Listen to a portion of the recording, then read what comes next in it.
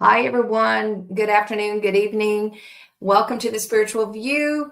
We have the lovely Jen and Dawn and Marsha joining us today, and we are thrilled that you're with us. And if you are live right now, we are starting on a Friday afternoon. We've made it through the week. Say hi, Peggy and Donna and Ed, and to all of you who are joining us right now as we start this session. We've got some really interesting energy to talk about, Dawn, and we're going to be talking a little bit about the fact that Mercury and Venus are conjunct, as well as the Venus retrograde. So we'll be talking about that. Yeah, Dawn, I'm home. I got home last night very late, and happy to be back in my home and with Luna. And again, we are just delighted that you have joined. So what we're going to do is we're going to do a very quick clearing today. And I'm going to turn it over to Dawn, who's going to talk about the astrology. We'll do some collective cards for the collective, and then we'll do some individual card pulls today. All right. Jen, did I miss anything? Nope, we're good. All right. So all of you, you've made it through the week. We are excited, and we're just going to ask everyone to close their eyes real quickly. We're going to take a couple of nice, deep cleansing breaths in through the nose and out through the mouth, and in through the nose and out through the mouth. And I'm actually going to ask us today to visualize that we are in Nepal, and we're on a mountain range looking at Mount Everest. We're not climbing Mount Everest, but we are just in the mountains. We have a warm blanket around us. You can see in the distance the snow-capped mountains. The air is so pure and clean. It just feels intoxicating to breathe in this beautiful air. The sky is blue, and it is completely silent except for the soft breeze that is blowing through our hair, touching our skin. It is quiet and serene and peaceful. And we're allowing this light from heaven just to come down real quickly and gently, swirling around and around, starting at the soul star chakra, moving its way all the way through our chakra centers, gently aligning, cleansing, all the way down through our feet, connecting us with Mother Gaia. And here we actually really feel Mother Gaia's beauty as we are surrounded by this amazing, serene energy of peace, of beauty, of tranquility. Heaven and earth are connected through this beautiful white light. Archangel Michael is here with this beautiful strength and protection that stays with us always. Feel this white light come back up all the way through your chakras and out through the crown. We are connected as above, so below. You are in a state of grace, in a place of great beauty and serenity and calm. Take this energy with you over the coming days and ask Archangel Michael to stay with you, to guide and protect you. Take one deep breath in. Exhale. And we are ready and clear, and over to Dawn. Hi, everyone. So what I'm going to talk about today is, first of all, we do have the sun trine the sun is trining Mars at 17 degrees. So Mars still hasn't moved very far yet, still at 17 degrees, the degree that it's stationed at. But technically, it's moving forward. And this does give us great energy to move forward easily with clearing out the things that are in that Cancer house for us, whether it's dealing with the family relationships, dealing with our own home. And I tell you, I'm still in the process of, and I have to do it because Mars is sitting on top of my Juno right now, which is my home. So I have closets to clean out and I have to get that done. So all of that energy is going to be moving through and all the way up to 6 degrees of Leo. But right now it's going to be months yet Cancer. So really concentrate on what house your Cancer is in. And we will see changes with that because the beneficial energy, fortunately for us, is at the very end degrees of Cancer. All of that is trine energy to that Pisces North Node energy. So the other thing is we need to focus in on two things. Venus retrograde. This is a Venus retrograde that has not, it's got steroids plus, and it's tied into all this unusual astrology that no one has ever seen before.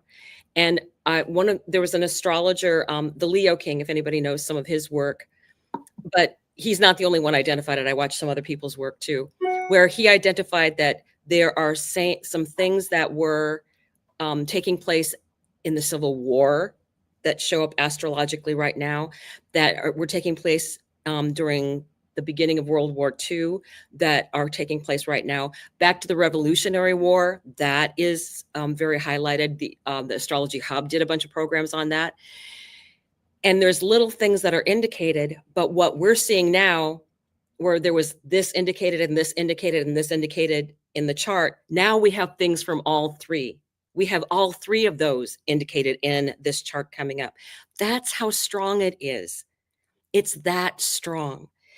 And the other part that it goes way back to is in the 1500s, Nostradamus, where it's the energy of, remember back then that it was unheard of. People thought you were crazy. People were locked up because they believed that the earth went around the sun.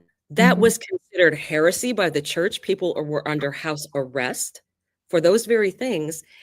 And it was a paradigm shift in people's thoughts that, what do you mean the earth moves around the sun? That's not possible. And I think we're coming into a shift that's going to be equally as big. Many, many astrologers are saying that. And it's such a huge thing that we're going to be going through that it's going to be such a mental shift for everyone, that I think we need to be open and we need to be adaptable. Thank God a lot of this energy is in the mutable signs. Thank you. So that we can deal with a lot easier. Now, one of the things with Venus, in order to honor her as we're going through this, I will tell you that Venus they usually say 40 days as far as what the retrograde is. And Iris is activated with her. Iris is the goddess of the rainbow. She gives messages. She's very divine. And one of the downloads I've been getting is, remember why Iris showed up as a rainbow? We had 40 days and 40 nights of unstopped, constant rain, right? People built an ark. We got through it, right? But it's just going to be things that we have no control over, that we should learn to adjust to. That's the big thing in this, is adjusting, being there in a way. To me, the political stuff doesn't matter anymore. That's all the astrology playing out. That's how I look at it. That's why I don't bother watching the news, because it's supposed to be playing out. I, in my life, never, ever dreamed that we'd be having a tariff war with Canada. I'm a Minnesotan. We are like cousins, right? So I know many Canadians. So to me, it's just this whole energy of, but I don't have anything against Canadians. I don't get what's going. I don't get it. But that kind of stuff is going to be going on. It's considered a war, quote unquote. So don't get caught up in the idea of it being a certain kind of war. I think you need to walk away from that kind of energy. But for us, it's going to be like, oh, we have to adjust to these things. We have to adjust. So don't get caught up in what is a lesson for the collective. There is a lesson out there for the collective that has to happen. It's in the astrology that it's going to happen. But what comes after and what the Venus and Virgo people are going to be doing is we are going to be stepping up and we are going to be the leaders going forward in this energy. And one of the things I will do here shortly is in order to honor Venus, I wanted to show you what I have as a altar. And I change this up with the new moons and the full moons and whatever else happens to be going on astrologically. So let me add this up here. Dun, dun, dun, dun, dun. Oh, I have to, let me do this. One big thing. Oh, wrong one. This one. Add to stage. Okay. You can tell I am technologically challenged. Okay. Add to stage. Jen, and what am I doing wrong here? It's not letting me. It's not letting you do it on your end? Oh, yeah, it's still going to the other one. Okay. Then I guess you won't be watching that. I will promise I'll get it up sometime. But the other part to this is you can set something up that I have tarot cards that are on it. I have perfume that's to honor Venus. I have chocolate to honor Venus. By the way, you are allowed to eat that. I have a jar that I put a coin in every day to honor Venus. And it's what you feel that you are, candles, what you feel that you connect with. My certain crystals, I have dark green crystals on there. That's very energy of Venus. Pink, rose quartz is very energy of Venus. So all of those things are very much part of that energy, and you're honoring it. And as you can see, I have different things up here to honor other things in my life. So this happens to be my grandmother's reading glasses. And last June, she had me have her participate in all my tarot readings. She wanted to be part of it. So what I'm going to do is I'm going to bring this wheel up. There, that happened a lot easier than the other thing. So it's important to know the houses for you when you're looking at the energy of this Venus retrograde. It's in the early degrees of Aries up to 10 degrees, and it's in the higher degrees, the end degrees of Pisces. With her, it's 24 degrees up to 10, almost 11 degrees, right? So here we go. I'm going to start with Aries. So if you have Aries as your ascendant, then you would have Pisces as your 12th house.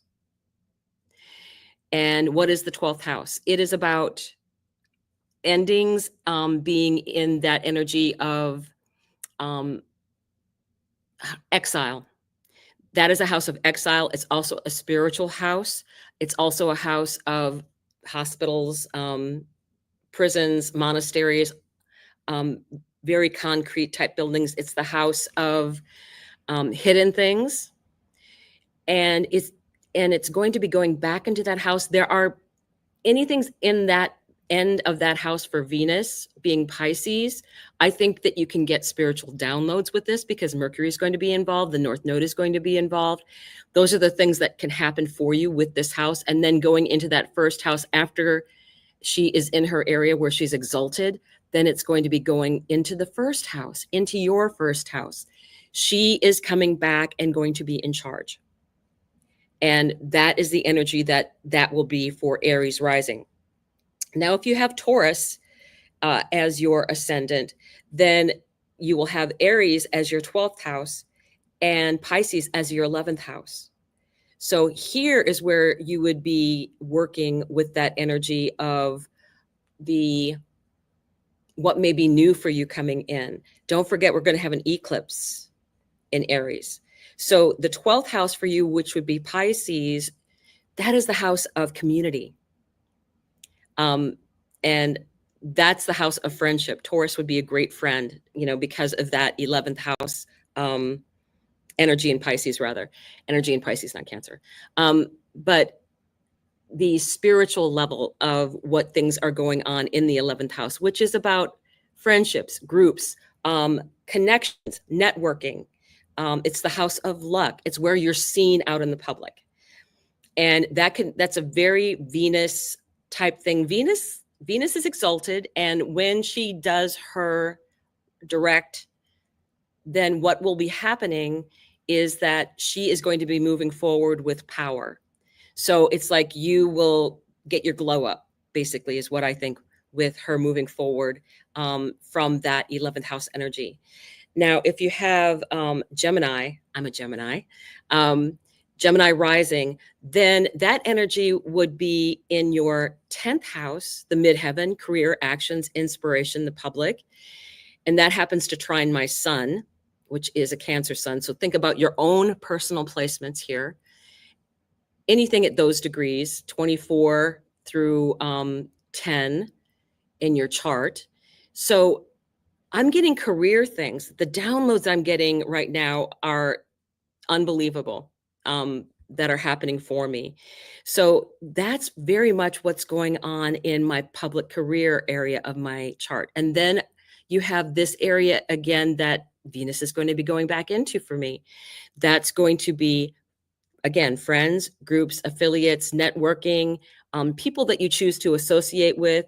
I think it can be for politics and stuff too, but again, that would be people that you choose to associate with. Those kind of things are in that house. And we have Cancer. So Cancer being, you would have, I just want to double check my math here. That'd be 7, 8, 9. Okay. So that would be the 9th and the 10th house. The 9th house, the house of learning, the house of your belief system, the house of astrology, all of those things. There's very spiritual things can come from. And because a lot of times what you learn here, you put into your house of the 10th house. 9th house is about also long distance travel. You may be inspired to travel. When you have Venus doing her retrograde in that area of the chart. And as you go forward, then maybe it would be traveling for business. So those are the things in the chart. Traveling, foreign things, education, and your personal beliefs or religion, all of those things fall in legal matters, by the way. Legal matters are also the 9th house. You have, then you're going to the 8th and the 9th with Leo. The 8th and the 9th house. That this is also a spiritual house. It's also a hidden house. It's about death and rebirth, inheritance, taxes, assets, other people's money. That's what may be going on. Sometimes if you're getting a loan, I wouldn't get one now because Mercury is going to be in retrograde and there's just going to be extra paperwork. But when things go direct, when Venus is direct and Mercury is direct, then you can reactivate that house for you. And then going into that 9th house of then straightening out the legalities. And that is the 8th house. The 7th house are one-on-one relationships. So that would be if you had Virgo. Virgo would be straight across from Pisces. This is the house of one-on-one relationships. And it can be any kind of relationship. It can be, once you are grown, it can be family members. They still might show up as siblings in the 3rd house, but it could be your siblings once they're grown, your children once they're grown, your frenemy. Those things can be the 7th house. And then it will be going into the 8th house. So what is this in Pisces? And to me, that's also personal clients. It's also signing contracts. That is also part of that house and that energy. So if there's any questions you have, you can put them in the chat and maybe we can address them later. And then you have going on to Libra. This would affect the sixth house, your house of everyday, your house of physical health, your daily habits, who you work with, pets. This is physical health. 12th house is mental health. So this being in Pisces is, you could be thinking of different ways to change what's going on in your daily activities and making more spiritual the things that are going on in your life. My business is a spiritual business, and the sixth house would be also a house of work, the kind of work that you do, something that you're doing every day. If you exercise every day, it would probably show up in this house too, and setting intentions. So then you're going to Scorpio. Scorpio being in the fifth house. I'm sorry, Scorpio, this would be the fifth house if this were Pisces and this were Aries. Fifth house. What brings you joy? What lights you up? What is a project that you can work on? It's also about your children. It's about pleasure. It's about creativity. It's about being seen for what you love. And in dating, this is the house when you first meet that person and you have that initial attraction. That's what this house would be. Again, it's going, because it's Pisces and it's spiritual and Venus is being very active in that house. You can have things where you might meet that special someone. That's a possibility. Or because it's the fifth house, you might meet Mr. Right Now. That's the other part of that. And then you're going into this sixth house of everyday. Okay, is it going to work out? Let's see what happens when it gets to the sixth house, when it's an everyday thing, right? So as it's moving forward into that area of the chart. So then you have Sag. So for Sag, it would be the fourth and the fifth house. The fourth house, parents, home, family, private life, your most personal area of the chart, your property. Your personal property, your property of I've had cars, expensive cars show up when a family bought a car. It actually ended up showing up in that person's fourth house because it was a big investment for them. It's also a house of, you can get inherited things here and also inherited gifts from the eighth house, because those are things that are passed from our ancestors. So those gifts can come in through that. And then moving into the fifth house here. So then if you have Capricorn, this would be Pisces here. This would be Aries here. The third house, siblings, short distance travel, school, communication. Usually that's early childhood or learning something brand new. If it's something that you're a beginner at, it might show up in that third house. It's about things that you get weekly. It's about things that you do on a weekly basis. It's about your neighbors. It's about your community. It could even, I know somebody that had it show up and they ended up meeting their future spouse at a community gathering that was like a welcome to the neighborhood kind of thing. So there's that. That's Pisces, Venus being in the third house. Very chatty, very, very communicative, because that's a communication house.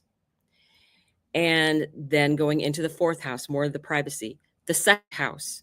So if you are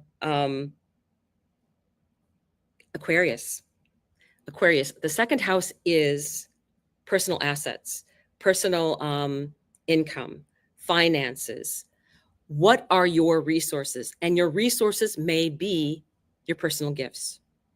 So what do you have to bring to the table? Maybe you don't have to exchange money with someone, but you do exchange work.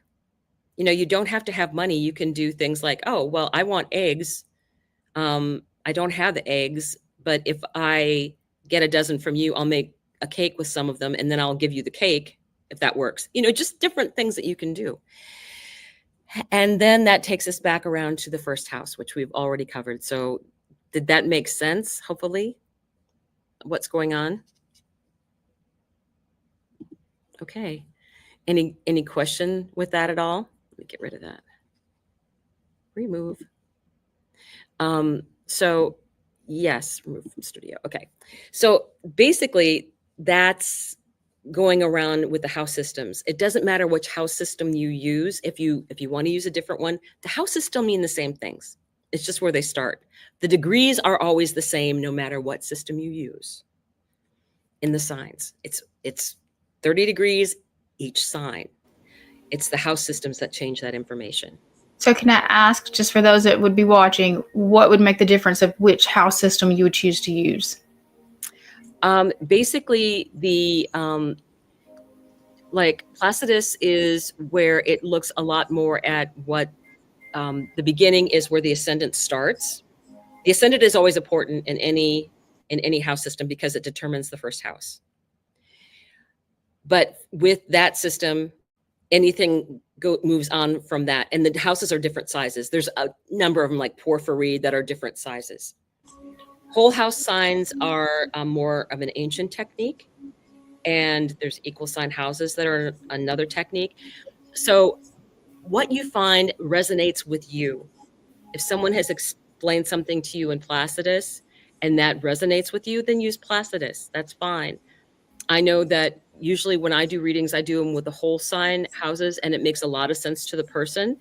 But if they've had Placidus, I go back and look at it and I'm like, it's still accurate, but you've gotten more information now by looking at more than one house system.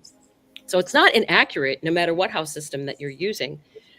Just you get using different techniques, you get different information, more information out of it, if that makes sense. I think like the whole house is a good starter place because like you just said, the other, it kind of brings in more information, and that can be a little bit overwhelming if you're just getting started. So like if you just kind of let me focus on getting the meanings of these houses like you just did, that's going to be a good base start before you even try to get like, okay, now it's split between these two houses and all of that.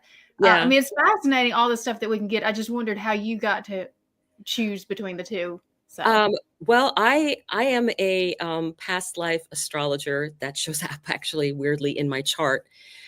And I don't think I was allowed really to learn astrology until the system that I was comfortable with and most used came back, which happened in the 90s, where they were just reinterpreting all the texts and then they put it into practice in like the 2000s and then brought it more and more up. So you will find that most astrologers that are out there and talking about people's charts, because they're doing it for the collective, will use whole sign houses, where when they're doing personal readings, they use a different system. So that's why any astrologer that I can name always uses the whole sign house system when they're explaining the general astrology that's happening and what's going on in people's charts. When you get more into what is going on in your chart, you always take it from where everything is natally in your chart. And no matter what house system you use, my 25 degree Cancer sun is always going to be at 25 degrees Cancer no matter what. And depending upon the house system that it falls in, it might have slightly different nuances for that house. But when people move, you can actually use astrocartography and change the houses, which is like mind-boggling, but it's super cool and it's very fun. So me thinking about moving to Europe, my fourth house of Virgo would become my first house. So what is now my Venus Pluto, which is like very much a high priestess energy, would then move to my first house. Those degrees don't change, but my energy in that new place would be different. Makes sense. So that's the best. There's so much you could go down. I saw Ed say something about rabbit holes. Oh my goodness, yes. The rabbit holes you can go down with astrology, and it's nothing but fascinating with all that energy. But yeah, and hopefully as we move forward into the more heavier and not heavier energies, these strong energies that are going to be coming in, I'm not afraid. I'm just excited because I know that what we're going to be going through is something completely amazing, and we are going to have our minds blown by the stuff that is coming in. It's going to be like, oh, we're going to be less attached to things. There's going to be a lot of that goes away. There'll be a lot less attachment to things. Marcia, go ahead. That just made me think, Dawn, when you mentioned when we were kind of chatting offline that, you know, having the North Node, South Node coming up in this kind of energy as well, and that Virgo South Node and the Mercury and all that, I feel that information is coming so fast that you have to leave the details. You can't keep up with all the details of everything and expect to make it kind of it is a paradigm shift, right? It's going to be so many paradigms of what we thought the construct of reality was is going to just be totally reshaped. But I don't know why I'm fascinated with that South Node Virgo. I just feel like people are going to get tripped up by that. What do you think? Just in, you know, how Virgo works and being in that South Node and A lot of the South Node energy that we'll be releasing is self-critical.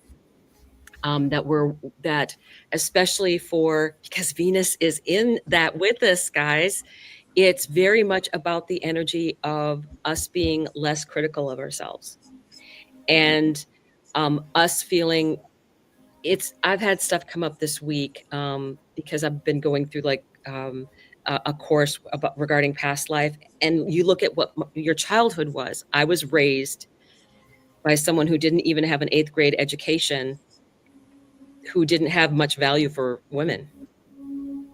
And that affects people's psyche as they're growing up. And then you have the school systems. You have to wear a dress. You have to do this. When you're at work, you have to wear heels that are only this high. You have to wear a dress that the skirt is this long. Were you allowed to wear slacks at work? All that control. And how would we frame that for male viewers, though? Just the same self-critical, like toxic masculinity. Well, I mean, and they have to see it too, though. They have to see that it was a problem too, I would think. So right.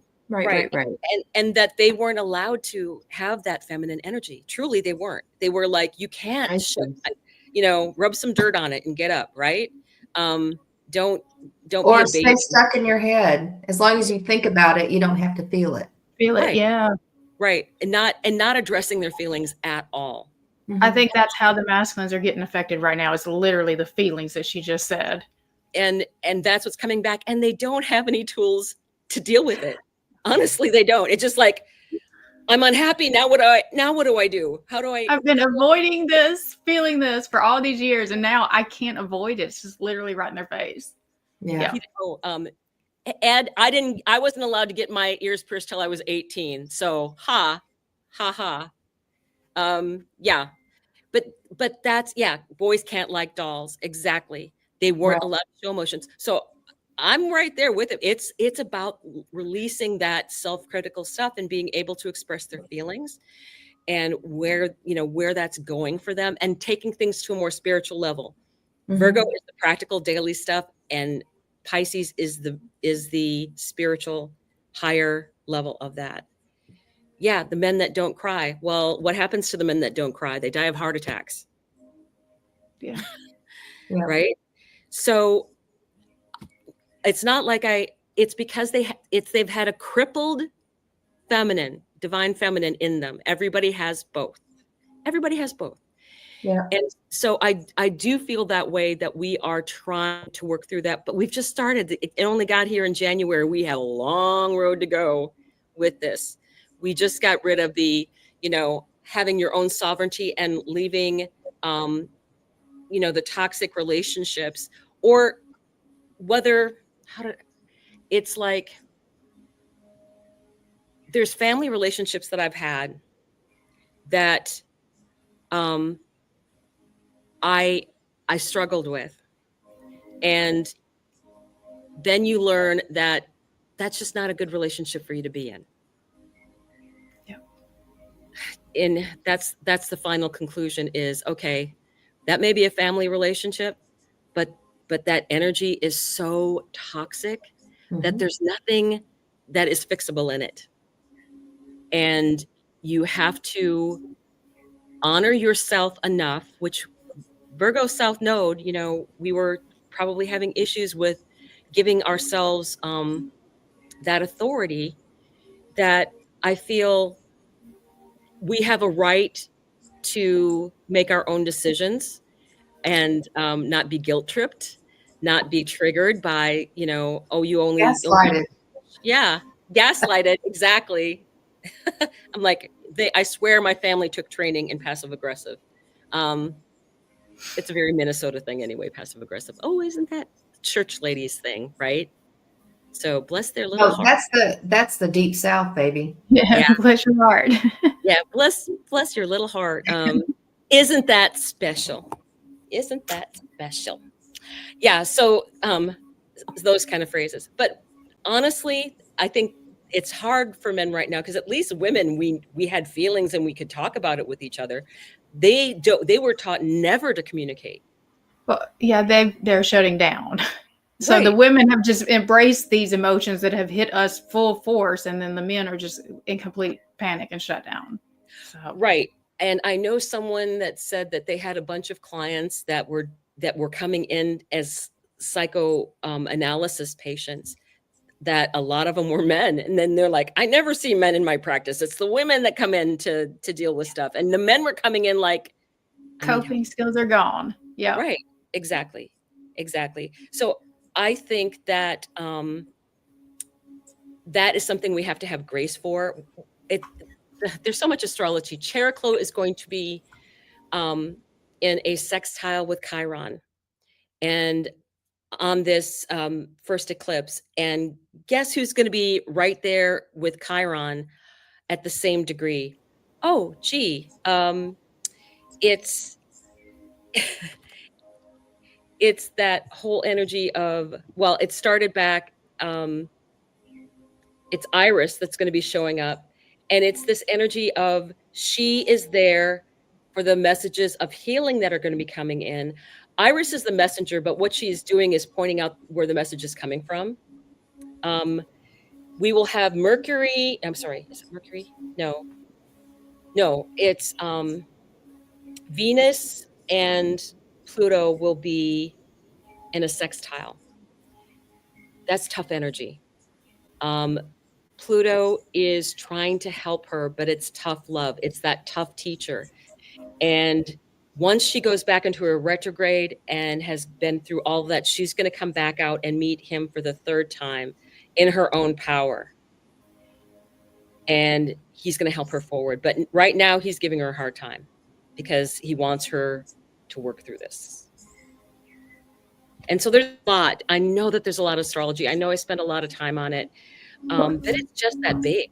I was going to say, I can see those themes showing up in different storylines and different things that are happening. And so I'm sure everybody else can too. Thank you. That was a great explanation, Dawn. Thanks. Yeah, thank you, Dawn. Are we going to swap over to the collective reading? We may not have time to pull for the viewers, but we definitely have time for the collective. Yeah, let's see how far we go. Yeah, Marsha?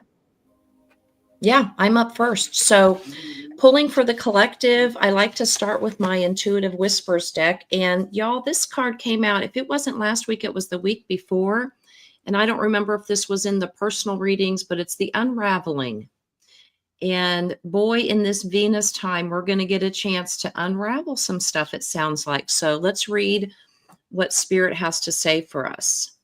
Unraveling is an opportunity to let go of the parts of yourself that have been holding you back. This transformational journey back to your intuitive self is like peeling off layers of an onion.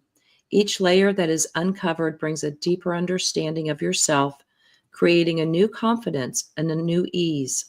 By choosing this card, you are ready to peel off another layer. Now I know why it came back. Okay. Where are you feeling most stuck in your life? Work, romance, self-confidence? In order to unravel, you have to allow yourself to be vulnerable. Look inward to uncover fears and insecurities in this area. Remember, vulnerability is power, not weakness. The more you understand yourself, the freer you will become. Now, there is actually a second part to this. And since the card came up again and we're peeling another layer back, let's just talk about this. It gives some guidance in how you might want to begin unraveling. And there's a journal prompt here. It says the unraveling process will help you tap into your subconscious and uncover what has been blocking you from reaching your true and full potential.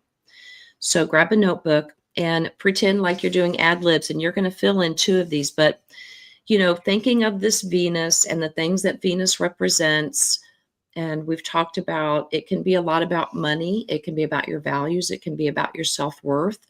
So in the chart where Dawn was talking about where it's happening, think about it in context of that. So the prompt is, my lack of blank is holding me back from, and when you get to from, free write, just let yourself flow.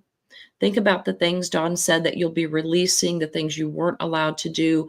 What in that childhood or in that wound is still holding you back?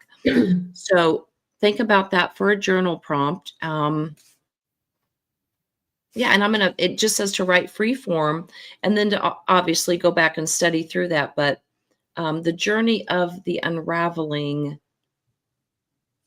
can be beautiful. So don't fear that. Okay. Okay. Over to Sari. Okay. Thank you. And the question that we ask is, how do we adapt during this Venus retrograde? So we're all pulling cards for the collective, but this one is from the Love of Dragons. And I pulled a similar card on Monday. This is called the Waymaker. It's a 25, which boils down to a 7. And I've been pulling lots of 7s, which is around very sacred and very holy information. And this is the Waymaker. Now is the time to call on the Waymaker. And you see her, she's holding a dragon, a ball with the dragon on top looking at her. And she is basically saying here, the Waymaker tells us oftentimes when we can't see how something is going to manifest, to call on the Waymaker. We light fires for our intentions, and we keep them lit for our plans, never knowing which of our endeavors will burst into the flame of life. Your job right now is to trust your deepest heart, where your essence resides, and to keep your pursuits focused on the direction of your bliss. Keep all the internal fires lit in the name of the truest and most beautiful expression of your life, and then call on the Waymaker. So I think this is a card during this transition of the Venus retrograde as well. You may not be able to actually see what's manifesting, but you've got to continue to trust the process. We've been getting lots of messages around that. Even though you don't see it in the physical world, set your intentions, continue to follow your heart, not your head, and allow the Waymaker to help you, I guess, fulfill the desires of the heart, but also trusting that the process is there. And as long as you have faith in the process and you continue to do the work, things are going to manifest in the way that you hope. And the universe, I do believe, wants to bring us the joy, the bliss, and the happiness that we seek. And as long as we trust our heart and we stay in that vibration of love, even though you don't see it, means nothing. It just hasn't happened yet. So keep going for those of you who might feel discouraged, or you feel like you've done this work and you keep coming back around to the same lessons.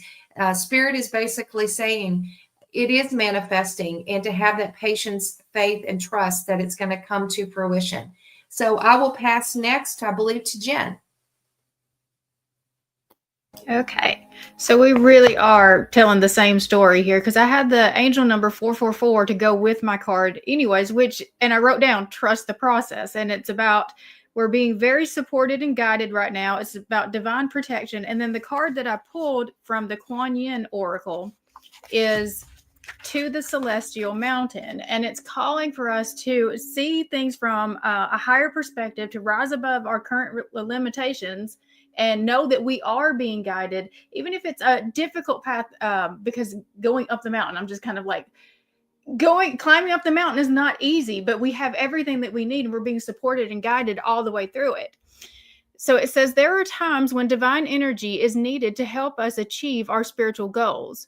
When you do not feel completely in control of your destiny, the divine is usually gifting you with an opportunity to reach for assistance and to invoke divine power. to call to the celestial mountain so that you might be gifted with a far superior outcome.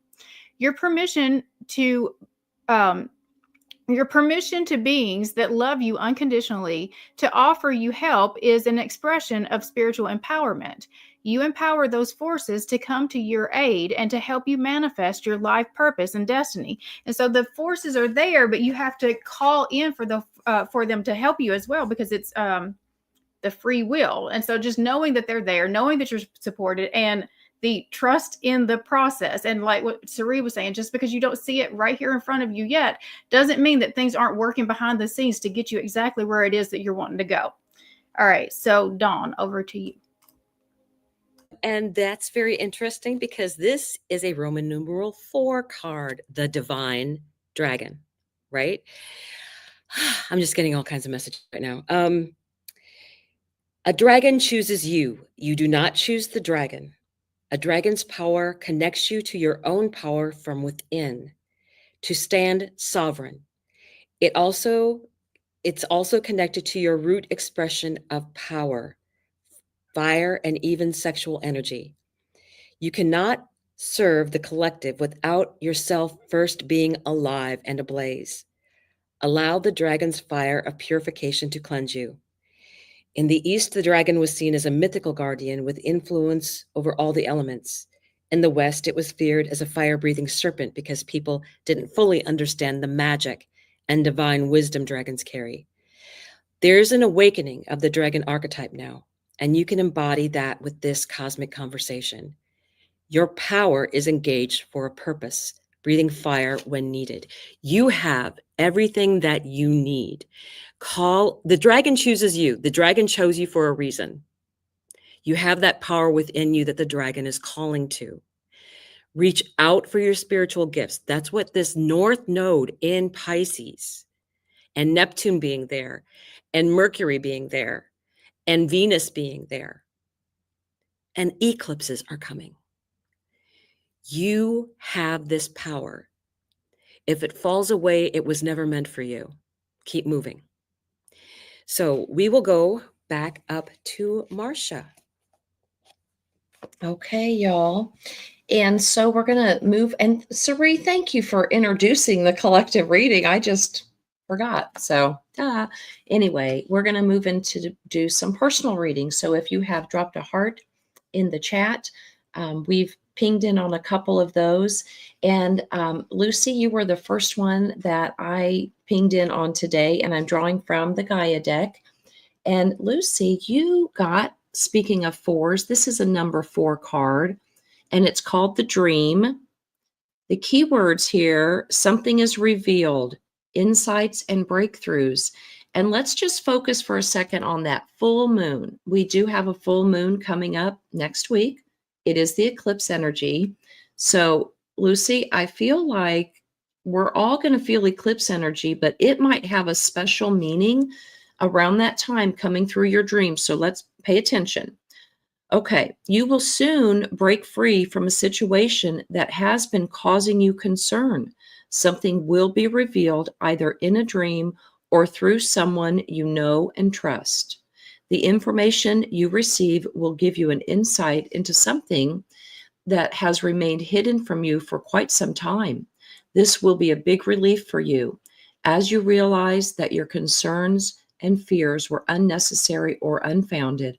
All is well that ends well. However, do not forget this episode, for it is a reoccurring theme for you. The next time you are unsure of something, try to refrain from jumping to conclusions which are not based in fact. Also, pay attention to your dreams and try to remember them when you wake up. With time, you will intuitively learn their symbolic language. This message had been floating around you in a dream for some time now. So, Lucy, I mean, obviously, something's been weighing on your mind. Something has been hidden from you. Moon energy is about learning to trust your intuition, hear when spirit is speaking to you. So likely someone around you or something in your environment has been giving you clues to whatever this hidden information is. But I also want to just encourage you, like it said, when you identify the pattern, when it comes up again, rather than worry about it, just try to stay neutral, right? If nothing else, just allow that the universe is bringing it for your favor and conspiring in your best interest, okay? So over to Sari. Okay. And I'm going to read for Donna today. Hi, Donna. And I pulled from the Angel Guide deck. And I pulled, what a beautiful card, Donna. This is compassion. And I'm going to read this. So you needed to hear this message, girl. And it says, your angels are wrapping a light of compassion around you. And maybe, Natisha, this is for you too. For anyone this might resonate with. Angels are wrapping a light of compassion around you at this time and guiding you to let go of conflict or the need to prove your point. The more you resist and fight, the unhappier and more drained you will be. Pointing out mistakes or concentrating on the negative traits or actions of others only holds you back. Don't let the unjust actions of others block your experience of joy and freedom. Take the time to review in your life where you might be feeling held back or even consumed by some frustration and anger about the behavior of others. They said changing how you see yourself will help change how others see you. Angels are surrounding you at this time and encouraging you to see yourself through their loving and holy eyes. All the ups and downs that you have faced, all the insecurities you've overcome, and all the setbacks that you may have moved beyond are a testament to your resilience and strength. So have compassion and respect for yourself. Angel wisdom is encouraging you to love and treat yourself the way that you would love to be loved and treated by others. Then your own actions will be mirrored back to you by those around you. So, Donna, just don't deal with the nonsense. Focus on yourself. Have grace and compassion for you. And the way that you see yourself through the eyes of the angels will help to shift the perspective, how others will see you. And I think many of us are getting some crazy reactions from people around us. And sometimes it's wackadoodles. It makes no sense. And I think we're just having to give a lot of grace and compassion for ourselves, but also for the people around us. So whatever you're dealing with, Donna, I know one of your situations, your message was compassion today. And again, Natisha, this may resonate with you as well. But yeah. But again, I will pass this on to Jen. But what a beautiful card for all of us today. Thank you, Donna.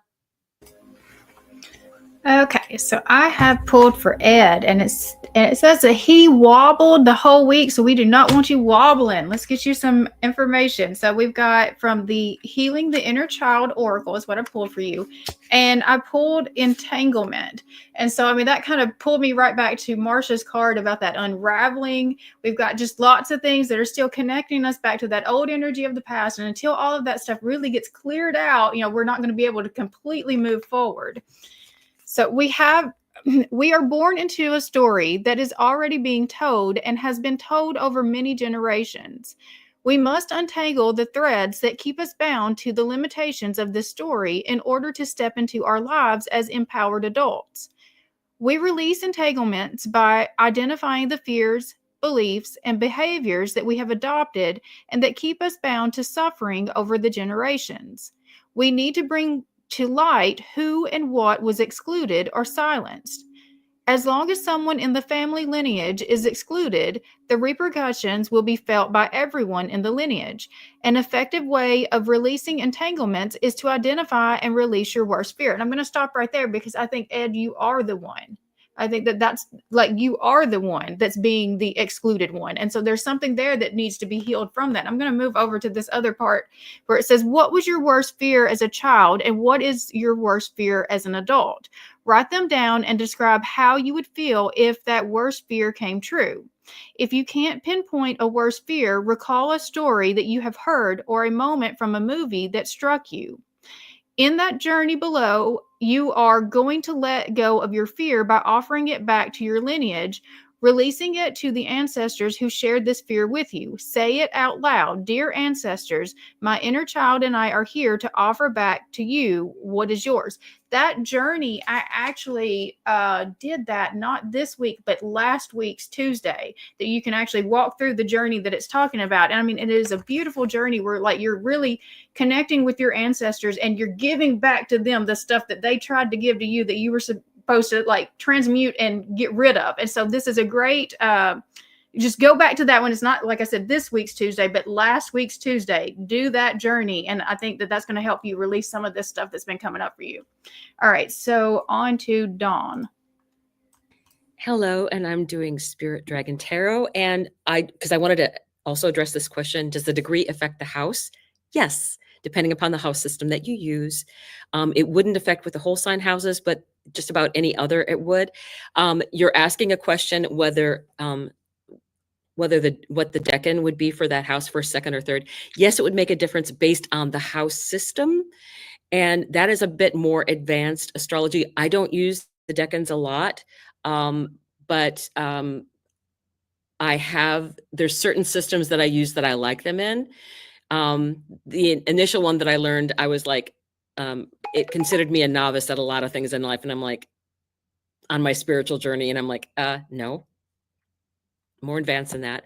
But what I will say is we had another card of 4, number 4 show up, and it was ask wonderfully, receive graciously. And as I started looking at this message for you, it really struck me about the same things about what we were talking about with Virgo.